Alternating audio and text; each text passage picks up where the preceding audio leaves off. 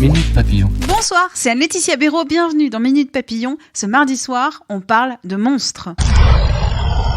Dracula dans la Pléiade, Godzilla au cinéma, un fantôme dans le dernier livre de Marc Lévy, cet été, place aux monstres. C'est Marie Jiquel qui nous le dit dans un article sur 20 minutes. Elle a notamment interviewé Alain Morvan, professeur des universités, spécialiste du roman gothique.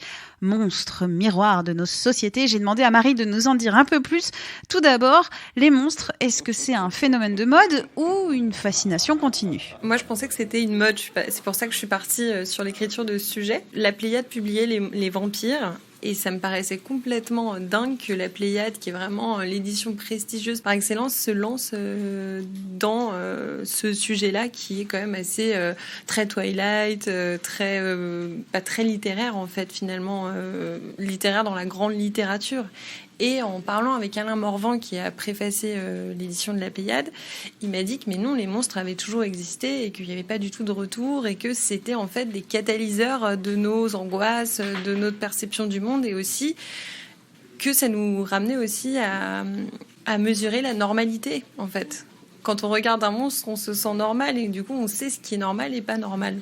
Que représente le monstre comme Godzilla, Quasimodo ou le vampire ? Dracula, il y a une dimension très sexuelle, c'est lui qui nous vampirise et Alain Morvan est revenu aussi sur le thème de vamp, qui vient aussi de la séduction, donc il y a vraiment le côté très sexuel. Et sinon, Elephant Man, qui est le monstre pour lequel on a de la tendresse, mais qui a été aussi une bête de foire, un fric, quand il y avait ces foires aux frics, c'est aussi, on se demande aussi où est le monstre. Est-ce que c'est pas nous le monstre à regarder ce qui n'est pas normal et à l'exposer comme ça ?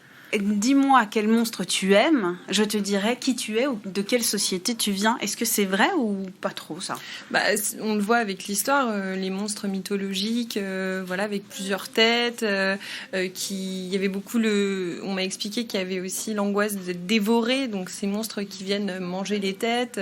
Aujourd'hui, on peut penser aux requins qui viennent nous manger les pieds, par exemple. Qui ne sont pas des monstres. Mais c'est vrai qu'il y a quelque chose d'intéressant aussi dans l'industrie du cinéma, c'est que les monstres se développent de plus en plus avec justement l'arrivée de tous les effets spéciaux et on voit par exemple que les effets spéciaux des Seigneurs des Anneaux ne sont pas les mêmes qu'on l'a vu pour La Forme de l'eau par exemple avec le monstre aquatique. Donc c'est vrai que les monstres se développent aussi parce que nous on progresse dans les effets spéciaux. Question bonus, quel est ton monstre préféré ?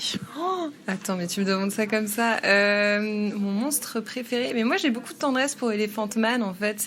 Ça me fait toujours un peu de peine de le voir se faire frapper. Ça me rappelle un peu la métamorphose de Kafka où il se faisait jeter des pommes dessus. Donc c'est pas très romantique, mais moi ça me touche. Et alors attends, est-ce qu'il y a d'autres monstres comme ça ?